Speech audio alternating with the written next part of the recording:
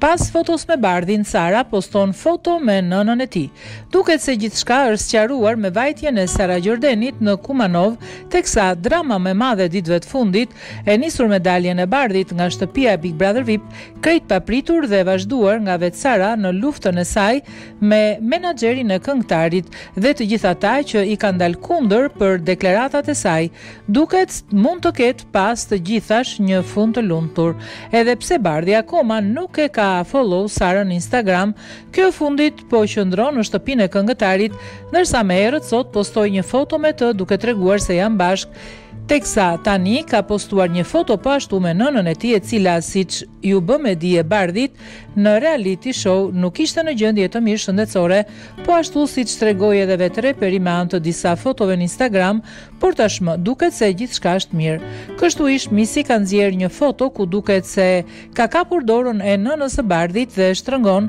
teksa i shpreh dashurinë në përshkrimin bashkangjitur, një tregues i qartë të paktën sipas saj që gjithçka është mirë mes tyre dhe se tashmë